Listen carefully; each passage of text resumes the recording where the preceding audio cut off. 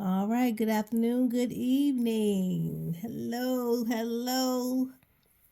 All right, today I'm going to talk about just for a few minutes. Seems like I haven't done it in a while, but I'm going to talk about the budget planner.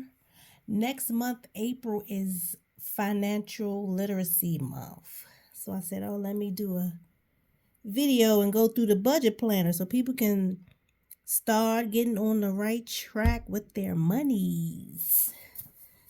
All right, so I'm just going to show you a few things about it. All right, so this is the budget planner. It is the ultimate tool to help better one's lifestyle, cash flow, wealth management, and more. And more would be credit. This will help improve your credit.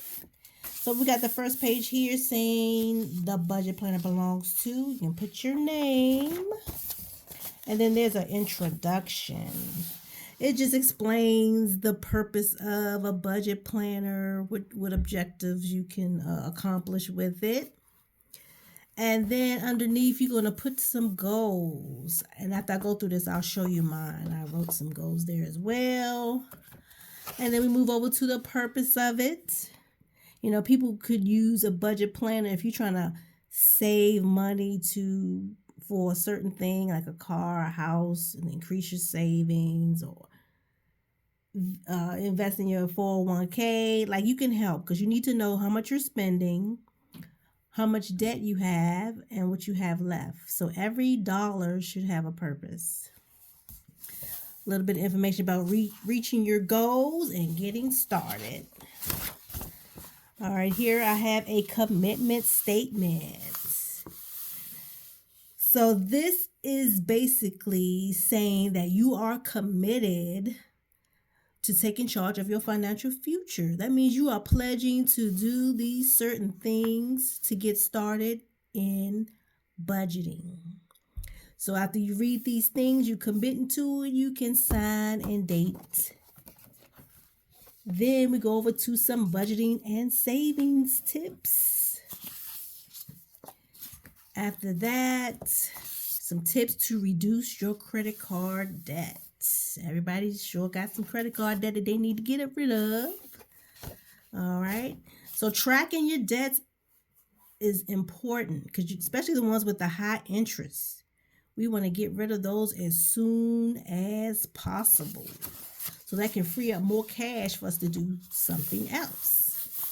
And now we have the credit card tracker. So on this page, you will list all your credit cards. Hopefully you only have a few. You're going to write your payment amount that is due each month. You're going to write the balance. And then you're going to put how long you think it'll take you to pay it off. And then the due date. So after you list your debts for your credit cards, then we're going to move on to the actual calendar. The calendar is not dated, so you can start this at any time. It's for a full 12 months. You can start at any time. You can write the month, whatever year, but we want to start this year, today, okay? So at the top, you always have your budget goals. What are your budget goals for the month? Is there something you want to pay off? Is it something you want to reduce or save a certain amount? Any kind of notes you can put there. And then you're going to date your calendar. And then there's always a reminder of paying yourself first in savings. I highly recommend doing the automatic savings transfer to transfer your money. Like if you get direct deposit, you can take that certain amount. I don't care if it's even $25. Have it automatically go into a separate, preferably high yield savings account. And then under that, you're going to write down all your savings for the month. You should have more than one savings account. Monthly income. So each payday you have, whether you get paid weekly, bi-weekly, twice a month, you just write them down here. You can total that amount. You can total up how much you saved within that month as well. Now we get to the budget. You're just going to list your categories, how much you have to pay for each of them, And then at the bottom, you're going to tally up and see if you actually in budget, over budget, or need to change your budget, either decrease an amount or increase an amount. So under the first category of housing, you have your rent, mortgage, utilities, if you pay for trash, HOA, phone bill, internet, etc. Transportation, if you have a car loan, your auto insurance, gas, maintenance, and anything else you need space for. Miscellaneous, your groceries, your dining out, personal care, entertainment, subscriptions. I know we got quite a few subscriptions that we can go through, try to eliminate what you don't need. Remember, if we trying to save money, we got to kind of eliminate the unnecessary stuff. And credit cards, any kind of credit cards. You got a student loan, you can put in that space there. There are some blank spaces if you need to add other stuff. At the end of the month, you can actually see where you stand. The actual is what you actually paid. And if you budget a certain amount, say for groceries, you budget, say, $200, which is unrealistic, but yeah, say if you budget $200, but you calculate and actually spent more than that, then you may even need to increase your budget to $300, or you need to take a calculator with you when you go to the grocery store. So the next page, we have another reminder. This reminder says, check your budget for any expenses that can be decreased or eliminated. This extra money can be used to decrease debts, or you can add it to your savings. So this is where the expenses come in. This is where you track. You write down everything you spend. Now for me, I don't write down the bills, because the bills are going to be here, like my mortgage and stuff. I'm not going to write that. Any bill that's listed here, I'm not going to put it here.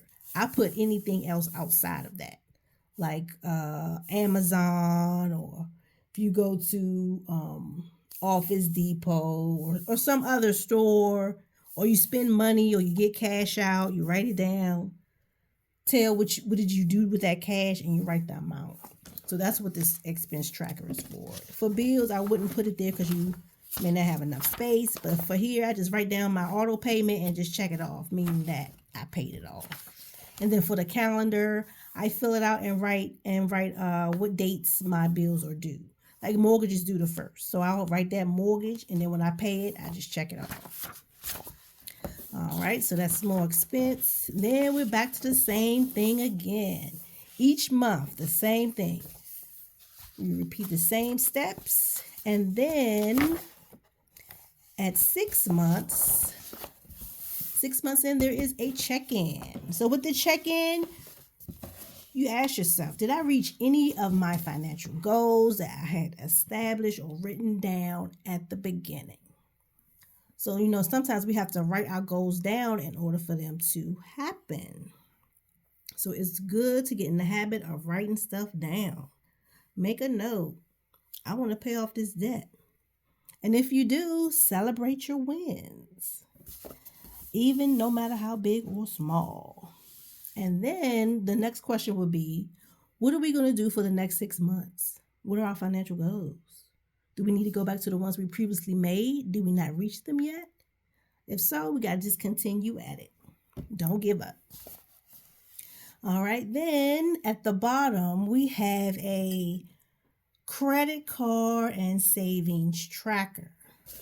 This tracker will show you if you're making progress.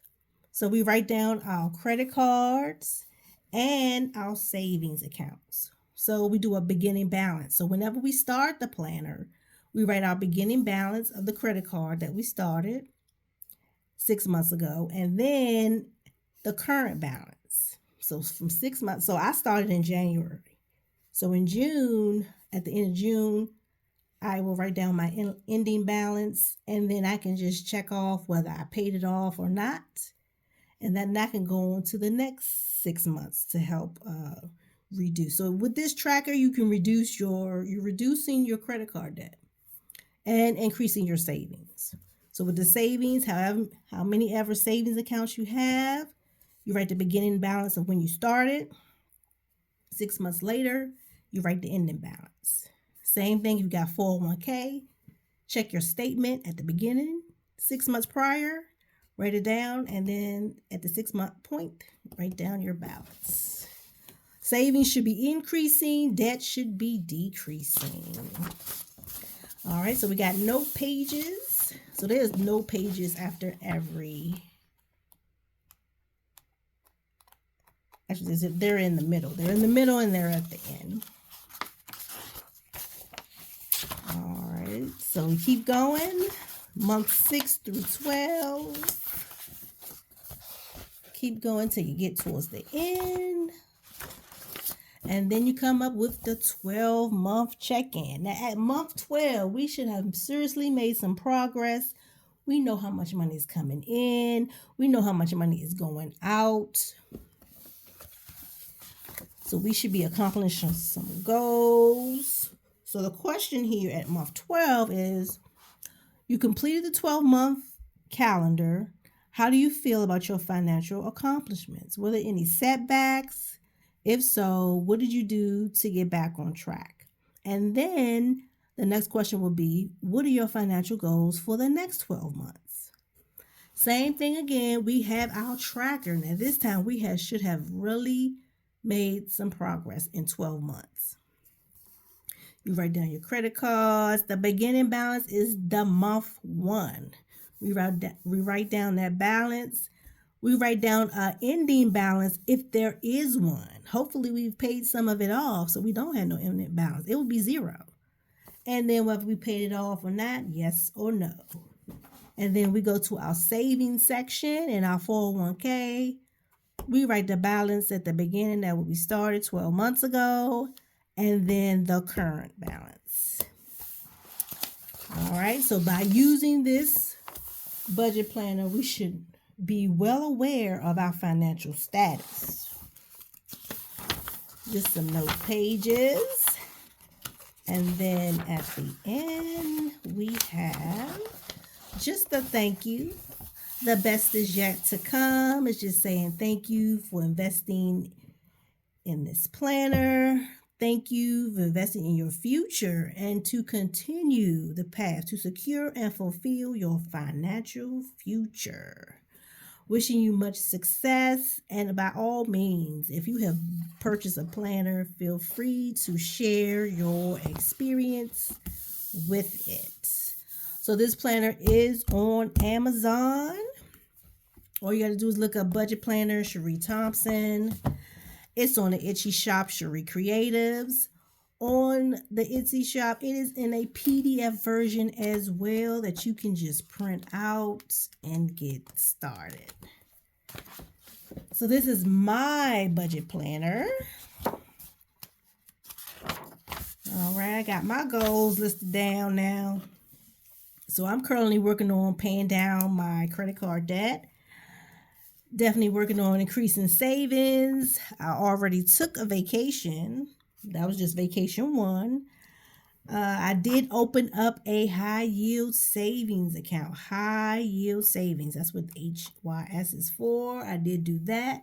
So my goal is to put $5,000 in a high yield savings account. So I'm working on that. And then another goal of mine is to get an appraisal on my home. So if you know about mortgage insurance, when you buy a home and you put less than 20% down, you have to pay in mortgage insurance.